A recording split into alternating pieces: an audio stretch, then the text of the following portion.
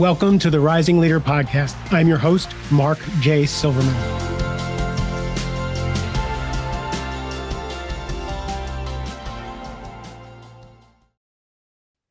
So as you know, Stephanie Chung is a friend of this podcast and has been on several times, and one of my favorite human beings I have ever met. And she has been talking about my next guest since the first day that I met her.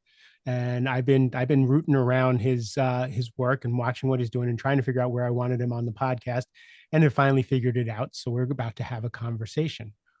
Normally, I do a deep dive on my guests' work, and I learn everything I can about them and about their work so that I can ask really intelligent questions. And I started to do that for this guest and changed my mind. I decided I want to be a little dumb for this conversation, and I want to ask questions that are on my heart and questions that are kind of innocent rather than informed, and see where we go, because I just believe that my guest is special and has something to bring to all of us. Officially, Dr. Phillip Douyon, and he's going to tell me if I said his name correctly, is a board-certified neurologist. He completed his residency in neurology at NYU and fellowship in clinical neuropsychology. Can you say that word for me? Neurophysiology. Thank you. We're leaving this live so that everybody knows I am so human. So he completed his clinical trials at NYP Weill Cornell Medical College. He spent 5 years as an attending neurologist. Wow, these words! I read through this and I could not get these words. Help me with these words, Philip. Northeast Regional Epilepsy Group. Thank you so much. He's the founder and CEO of a health, wellness, and technology company, the In Life Brain Fit Institute. He's also the author of Neuroplasticity, Your Brain's Superpower. So, Dr. Phillip Douyon, thank you for being on the podcast. This is why I didn't do research, because you're a smart guy, and these words just killed me. Well, listen, I'm looking forward to having this conversation. This is going to be a lot of fun, and the pronunciation of my last name is Douyon. Okay, he is actually really worried about this conversation, given the stumbling start of this. But I told you I wanted to come to this dumb. So I'm curious. I love your origin story. Why is this what's so important to you? Yeah, so I got into the neurology space because growing up, I had a cousin who had epilepsy, and then I had a grandmother, my maternal grandmother, who developed Alzheimer's disease. She was diagnosed with it, and she was like, "Have you ever seen those movies where everybody gathers at grandma's house on Saturdays or Sundays for dinner?" That was our family. We would go to grandma's house and just have this beautiful dinner every weekend. And when she was diagnosed with Alzheimer's disease, all of that came to an end. And I remember as a teenager looking at my cousin, looking at my grandmother, being like, and those are devastating diseases to witness, certainly to go through, but also to witness. And I thought to myself, man, when the brain works the way that it's supposed to, it's a beautiful thing. It brings us together. It is full of love and joy. It really brings us to the root of who we are as human beings. But when it starts to break down, it causes significant problems in our lives, in our communities, in our societies in general. And so that's what got me into the field of neuroscience. It's always the people we love in childhood, and wanting to do something there. So you talked about, you had kidney transplants? That's right. So when I was 18 years old, I was diagnosed with kidney disease. I was a freshman in college. I was a college scholarship athlete, diagnosed with kidney disease. That kind of killed my collegiate sports career. And so I went through college in kidney failure. I went through medical school in kidney failure. And then 8 days after graduating from medical school, I walked into the operating room at New York Presbyterian Columbia and had my first kidney transplant. And my father was my donor. And then I had a second kidney transplant 4 years ago. And at that time, my cousin-in-law was my donor. So somebody who's not even blood related to me. And they're both doing exceptionally well, and they've blessed me, with this gift of life. But part of what helped me get through those times was my knowledge about how the brain works. How so? Well, I think one, we become what we focus on. And so I wasn't focused on, oh, here I am, somebody with this illness. I have, you know, woe is me. I'm all pissed off. I was focused on like in college, I was like, man, I need to get this college degree. In med school, I was like, man, I got to get through med school before I have this transplant, right? There was always a bigger picture. And with the second transplant, I'm a father to two boys. Mm. They need their father. I serve the community in some really great ways. The community needs my story, needs my message, needs the experiences and knowledge that I have. So there was always a bigger picture, and the bigger picture, oftentimes is not focused on me. It's focused on other people. And our brains reward us for that when we take the focus off of ourselves and put it to making the lives of other people better. I know that as a spiritual person, as a coach, as someone teaching, why? But I've never heard anybody say the brain rewards us for that. Why? So the brain will release dopamine when we're helping others. It's the chemical that plays a role in our motivation and reward. So it keeps us doing things that make us feel good. Helping other people makes us feel good. There's certainly a survival component to helping others, right? And the primary responsibility of our brain is to ensure our own survival. When we help other people, no likelihood they're not going to hurt us in any way. They're not going to kill us, right? They're going to, support us in ways that we need. In fact, this morning I was driving my son. We went to go play basketball this morning, my oldest son. And this woman is kind of like waving down on my block. I've never seen her before, but she's got these jumper cables. And so I pull over and she's like, "Can you help me jumpstart my car?" And I'm sitting here thinking, oh man, I've never even popped the hood of my car. It's, like it's a fairly new car. I've never even popped the hood. Like I'm not even sure what the battery looks like in these new cars. So, but she's got the jumper cables. I'm like, all right, let me help you. And it took 5 minutes. Jump started her car and she was fine, right? But my brain made me feel good. Mm. I've never seen this woman before in my life. I may never see her again. But my brain's like, no, this is how you're supposed to operate in the world. You're supposed to do little things and sometimes big things that make other people's lives easier. So the buzzword for this year is dopamine addiction and chasing Yep. dopamine. What's your take on that? So I think people have always been chasing dopamine, right? Dopamine is what is responsible for our addictive behaviors, whether that is us being addicted to substances like drugs, cocaine, things like that, or alcohol. It's also why people kind of chase success and reward, right? Because they get releases of dopamine for that. Even when we go and exercise, the body will release dopamine to continue to help us motivate us so we continue to exercise. But chasing dopamine can be a bad thing, right? Because sometimes if you're constantly chasing that next high, every time dopamine gets released, it's like a high. And if you're constantly chasing that, you're never going to be content with who you are in the moment. And I think that we're seeing that play out oftentimes, especially nowadays, but we've seen that play out, throughout human history. What do you mean throughout his? Give me an example. Well, people are always kind of chasing, what their next success is going to be, Mm. right? Like whether that is in business. Okay, what's the next product that we're going to develop? What's going to be the next innovation? What's going to make us that next $1 billion? And I get to interact with a lot of people at the end of their lives. And when they talk about their biggest regrets on their deathbed, it's never, man, I wish I made that extra billion or made that extra million. It is, I wish I had spent more time with the people that I love and care about. I wish I had taken more time to take better care of my body, Mm.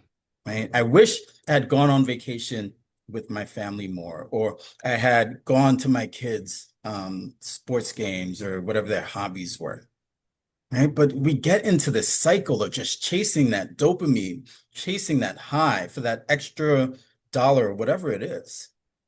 And when we get to the end of our lives and we look back, that's where the regrets are.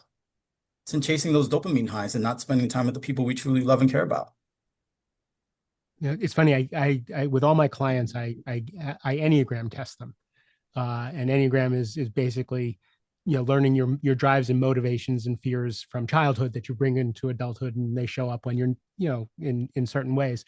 And when you're talking about that, I know an Enneagram 3 is an achiever, and I watch them chase the dopamine of achieving and fixing. I'm an Enneagram 2. I'm a helper. I get my dopamine by how much value I provide from people, and each person has a different way to feed Yeah. that machine, both healthy and unhealthy, in those ways. So the way you help people is through neuroplasticity. I'm having a great time with words today. This is awesome. This is so awesome. So tell me what that is and why us humans should actually care about that. Yeah, so neuroplasticity is all about our brain's ability to adapt, to learn, to heal from injury. It's about how our brain is able to make new neurons and new connections throughout our lives. We used to think that we were born with a certain amount of neurons and a certain amount of connections, and that as we got older, maybe we would lose them, right? We might lose them to like a brain injury, we might lose them if we develop dementia. But what we now know is that our brains have the ability to make new neurons and new connections our entire lives. And what's really powerful about that is that if our brains are capable of changing our entire lives, that means that we as individuals are capable of changing. That means that we as communities are capable of changing, and that as society, we're able to change. And also powerful about that is that we are in control in terms of how our brains evolve, in terms of how our brains are able to change. We control neuroplasticity. We control our brain's ability to make new neurons and new connections, which means that we ultimately control our own destiny. And I think that's really powerful. Okay. So Stephanie had a question Yeah. that she said, ask him this question. And I Yeah. didn't like the question until you just said that. Uh, Yeah. so, so, if you say that, we have, the capability of expanding or shrinking our neuroplasticity, Mhm. um, the question she had are, why are some considered winners and why are some considered losers? Kind of look that way in life. Yeah. And are we born that way? Uh, so that was the question she had, and that feels right for this moment. Yeah. So I don't think anybody's born a loser, right? Yeah, We're that's we're why I didn't like born. that word, but I think what she meant was Yeah. it just seems like they just lose at life, and some people just seem like they win at life. And Yeah. where does that fall there?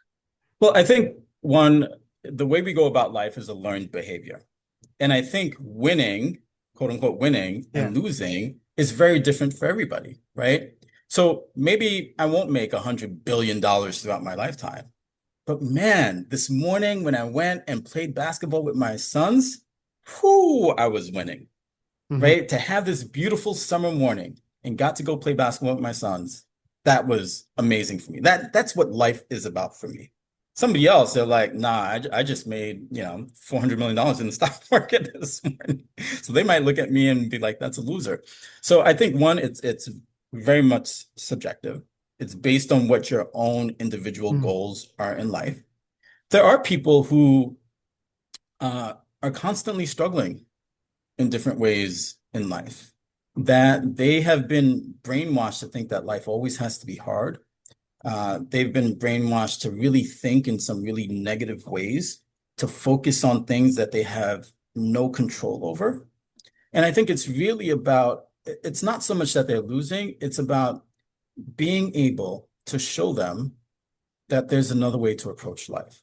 A lot of the work that I do, especially when it comes to neuroplasticity, is I teach people how to think differently about their health, their Mm-hmm. businesses, their careers, their lives, their families, the troubles that are they're going through. Let's go back to the basketball piece. Yeah. So, when you said you played basketball with your son this morning, Yeah. you're winning at life, Yeah. right? I'm in total agreement with that. Let's say, and most of the people I coach and most of the people who are listening to this podcast are super successful, super Yeah. driven, and are really attached to either that monetarily or the visible success in life. And often, if they lost a sale, but they're playing basketball with their kid, uh, they don't then they don't see that as winning. So when you talk about neuroplasticity, are you talking Yeah. about going and playing basketball with your son, or are you talking about going and playing basketball with your son and forcing your mind that wants to go to those automatic negative things? I didn't make that sale, and going, let's look at this perspective. Are you talking about that? So I think it's multiple things. One, exercise is the biggest promoter of neuroplasticity, right? So exercise does allow our brains to release brain-derived neurotrophic factor, which allows our brains to make new neurons and new connections. So it allows our brains to rewire itself, and that's really great. Exercise is the best antidepressant, anti-anxiety treatment that we have. It will make you feel better about different things. But I also think that it all depends on what you feel like your life's purpose is or what your purpose in this moment is. And for me, my purpose is just to be able to help people all around the world because everybody's got a brain. It's, whether somebody in your life questions whether you have a brain or not, Right. if you're walking, talking, you've got a brain, and you've got a brain that's working pretty well. And it's about teaching people how to take charge of that brain so they can create the life that they want for themselves. But it's also about spending time with my kids. Like my kids are gonna remember that, you know what? They call me Papi. So Papi used to take us to the basketball court and we would just train for a couple hours in the morning. And Papi would teach us all these life lessons and we would just have like a great time, right? Like when I'm on my deathbed, that will never be a regret of mine because my overall purpose has to do with enjoying my life and enjoying it with the people that I love most on this world, in this Mm-hmm. world. So do you think some of that came from the fact that, twice, your life wasn't, could have not been? Do you think that Yeah. that's a piece that pushed you in that direction? Yeah, I think, there were a lot of blessings that came out of having kidney disease when I was 18 and undergoing this transplant process. And one of it was that it really did teach me about what's most important in my life, Mm-hmm. right? I mean, it was like, okay, do I want to work until I'm 70, like every doctor works in the hospital, overworked, stressed out, possibly being sued up the wazoo, using this Band-Aid approach to healthcare, not really changing people's lives Because my all the guess time the is way your that we want. natural bent is success oriented, achievement oriented. I think that's how Very much you so. showed up in the world. Oh my Good gosh. grades, It was kill it. good grade. It was like, I got a 95. Why didn't I get 100? It Right. was perfectionistic. I grew up playing and competing in tennis, right? So a very single-minded sport for the most part. It was, oh, I need to beat this kid. I'm one of the top juniors in the Northeast. And so I was type A, stressed out, That's stressed what out, I stressed get. out. I remember going to the pediatrician. I was 16 years old. I had high blood pressure, and she's like, "Yeah, you're a stressed out kid." Right? Like, and so, yeah, when we go through things, sometimes it's not so much about what we go through, it's about the lessons that we've learned from it, and how it sort of teaches us that we need to change our perspective. And yeah, I needed to change the way that I approach life. I was not happy. I was super successful, whatever that means, right? I got the grades and all that stuff, but I wasn't happy. I laugh more now than I did when I was in my teens and 20s. Hmm.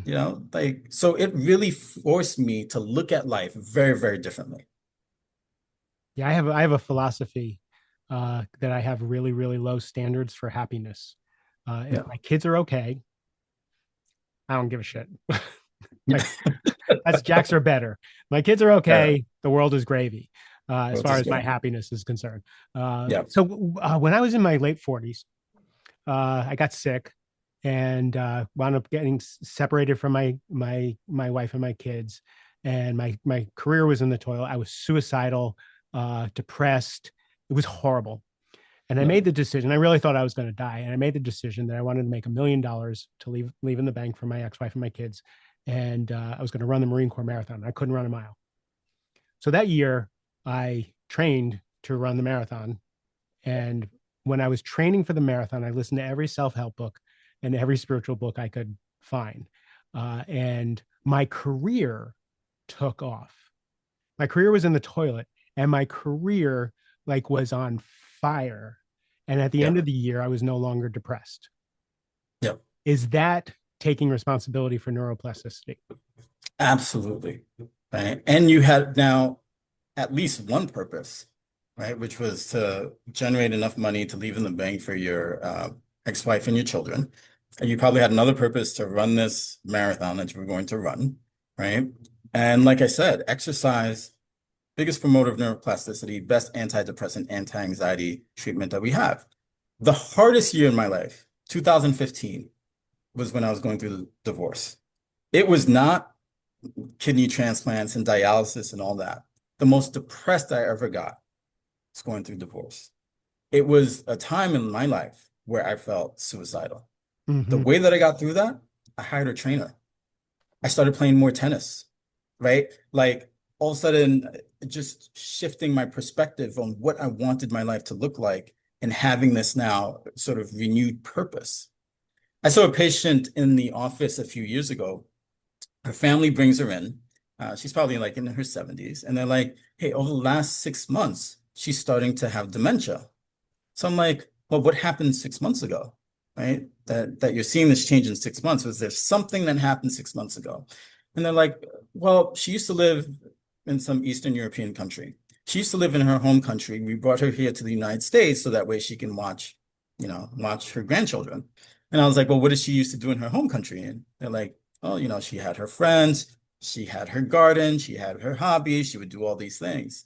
And I was like, so you took this woman who lived a purposeful, healthy life in her home country, brought her to the United States so that way she can just watch your children, removing her from her purpose. And they're like, well, we try to take her out like twice a week. I was like, most people take their dogs out twice a day. Right? Right. And so when we remove purpose from our life, we develop signs and symptoms, not just of depression, but of dementia. Living a purposeful life is key to brain health and having a powerful brain. Mm. My cousin just turned 91 and he's worked up until 89. And he said, I'm not retiring. I watch what happened to all my friends who retired. Yeah. Yeah. And I see people all the time who retire, they're fine, they retire. 3 months later, they've got dementia. 3 months later, they've got some catastrophic stroke. They've got some catastrophic brain bleed. So you always have to have a reason to get up in the morning, whatever that is for you. You need a reason to get up and go about your day and to be of service. so before I turned on the microphone, we were talking, and this particular year, the year of our Lord 2025, Yeah. is a stressful one. There's a lot going on Yep. all day, every day. If you turn on any screen anywhere, Yep. you're going to read about something that you're for or against, or scares you, or whatever, and you still have to get up and go to work, and Yeah. you still have to deal with medical bills, and like there's just so much going on now. Where does your work fit into helping people live this modern insanity? Yeah.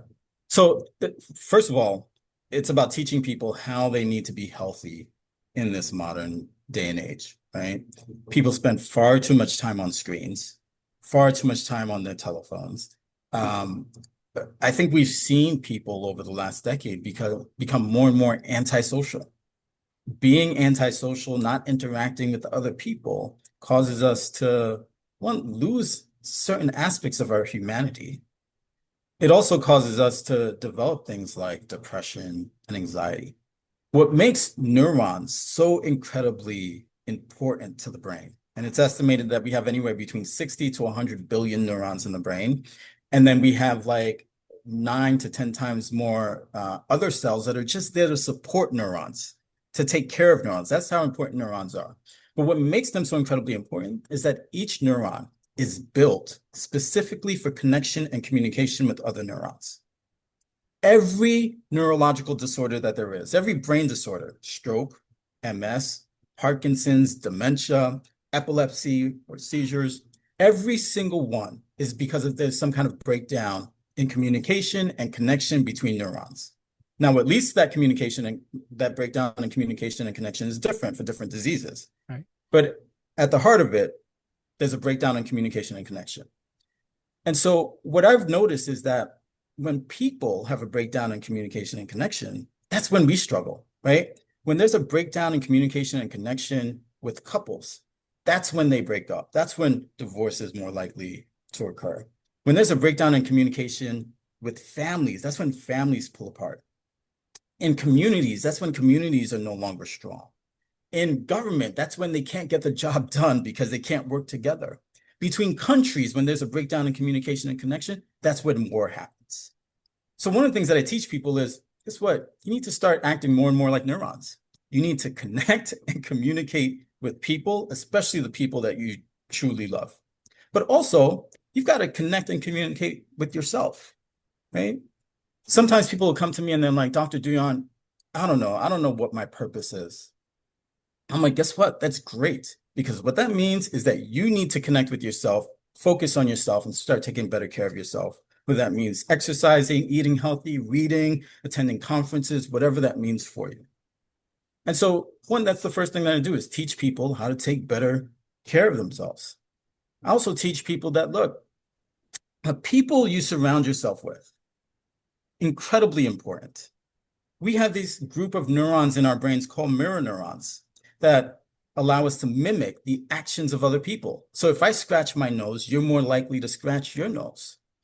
And it's thought that mirror neurons are there to build a sense of empathy. Mm-hmm. But what we've noticed is that when people are spending time with other people, their neurons start operating at the same frequency as those other people, which means that you're more likely to think like them and you're more likely to act like them. And so when they say to you, like, if you're surrounded, with five bad people, you're going to be the sixth bad person, they're absolutely right. So surround yourself with people who essentially are where you want to go. Surround yourself with people that are loving, people that accept you for who you are, people that may challenge you if you need to be challenged, but people who are always going to be there to support and love you. So the community around you is also incredibly important. I talk to people often about diet, and it's not just about the foods that we're taking in. It's about everything that we're taking in. What are we consuming on the TV, on social media? What is it that we're reading? Right? Because all of that plays a role in terms of how you decide to think. One of the things that I teach my sons is that our thoughts are incredibly powerful. And they're so powerful that from the moment that we are born, people are fighting to control the way that we're thinking. First, it's our parents. Then we go to school, it's our teachers and classmates. We go off to the job, it's our bosses and colleagues. We've got social media, we've got politicians, we've got churches and houses of worship, all of them fighting to control the way that we think.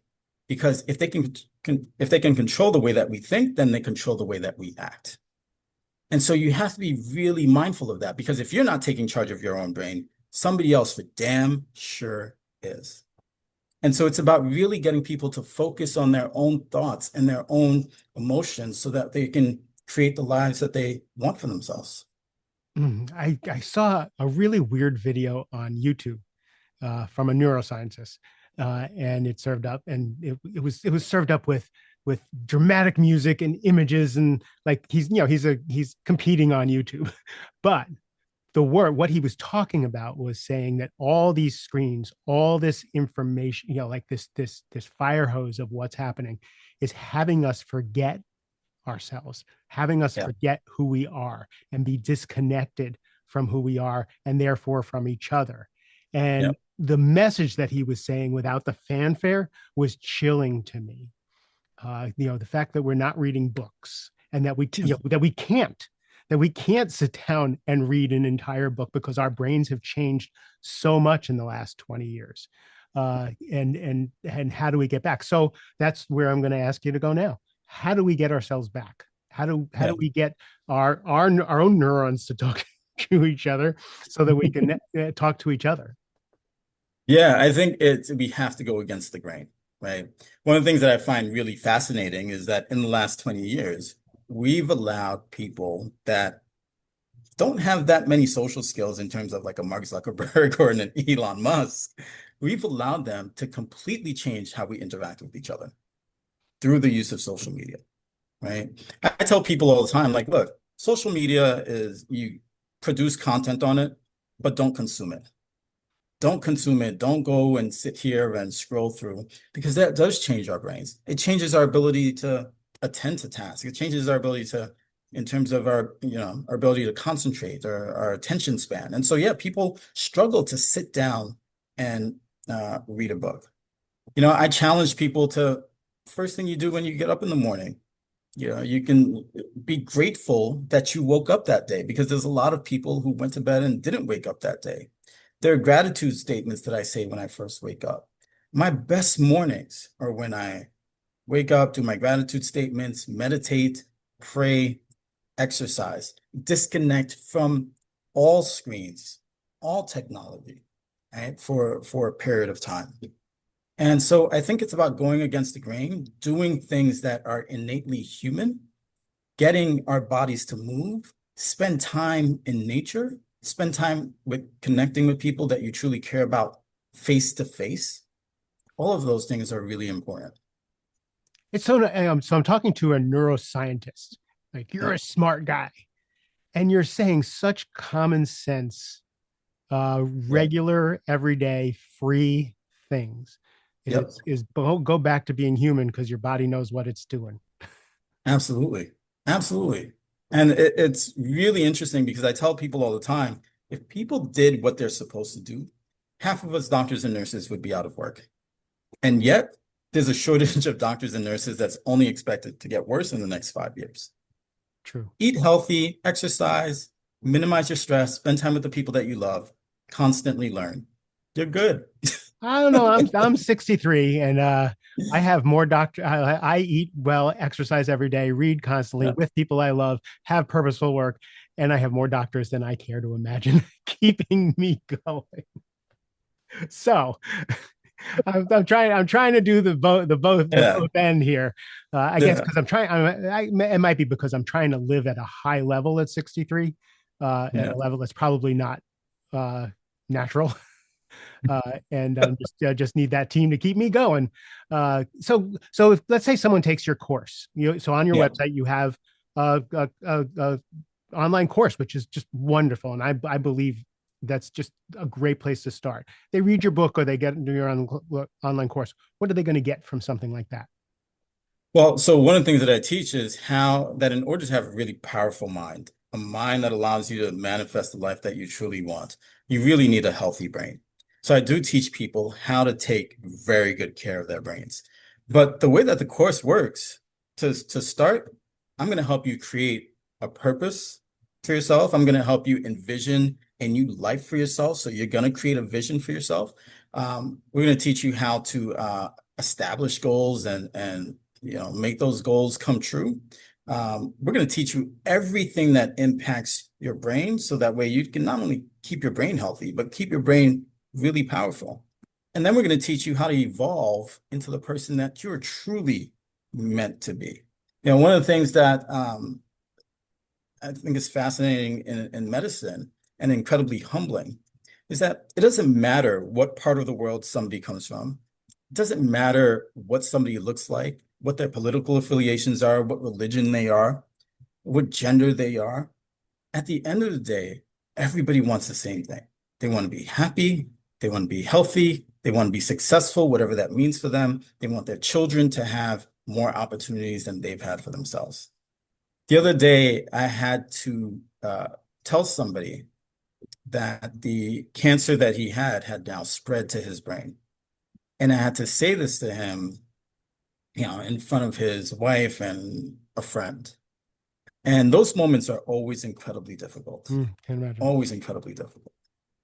And so, I never mastered how to say that to somebody, tell somebody that kind of bad news, kind of with that cold sort of heart that you sometimes think doctors have. And so there was a tremble in my voice. I could feel my eyes kind of getting wet and tearing up. And so I'm telling him, and I'm answering all the questions and all of that stuff. And it's just like, at the end of the day, we're just all human. We're all so connected spiritually. I don't give a damn what this guy thinks about politics, Mhm. religion. I'm just seeing this man, this other human being with his wife right there, who he loves and she loves him. and the information I'm going to tell him is going to change the rest of his life and possibly shorten his life. Like there's such a human connection. I think sometimes we forget that. We lose that in all the chaos and noise in our society. It's interesting when back when I talked about the time when I ran the marathon, I also read a book by Pema Chodron, and Pema Chodron said, when you're faced with tragedy, you have two options: you can harden and close, or soften and open. Yeah. And I made the decision, I made the choice to soften and open. And every day I make that decision to soften and open. And it's hard. It's hard to feel, right? It's hard to experience. Like it's easier to become clinical and share that information, especially if you're in, if you're a doctor and you're doing that, several times a week, you're giving that kind of information. It takes its toll. But for you to choose to have your heart open and feel that, Yeah. bringing your humanity is admirable, and I think a preferable way to live.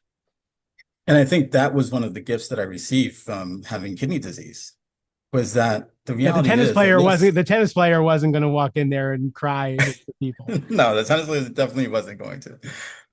But it was, I'm a patient first.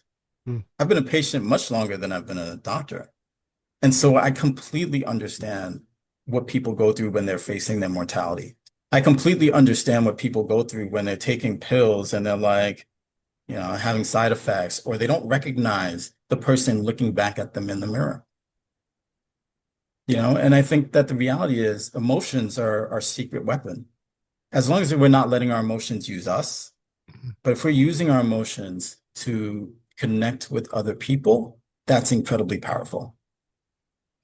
Yeah, I'm learning whenever I have flashes of anger and I really sit with it, it's Yeah. almost always sadness. Yeah. The anger is so much more preferable and feels more powerful than Yeah. just sadness. So the real emotion, right? You're talking about feeling the real emotion. So Yeah. if you were to sum up your mission in the world, what's your mission? Oh, my mission is to just teach people how to think about their health and their lives and their businesses differently. And the funny thing is, I've been doing that my entire life, since before I became a doctor. I would give advice when I was a teenager to people, and it was like, no, just think about it differently. Now I've got an MD behind my name and I'm a neurologist, so maybe it gives me more credibility. But sometimes the purpose that we have in life, we've been doing it from the time that we were young, right? It just, the credentials changed for me. The experiences have changed. The knowledge have changed. Now I can relate it to the brain, but it's the work that I've been doing since I was a kid. Yeah, I've been a coach since I was 5. I can't stay out of anybody's business. You know what you should do? You know what would really help you? Let's really look at this. And Yeah, now I wait for people to ask. yeah.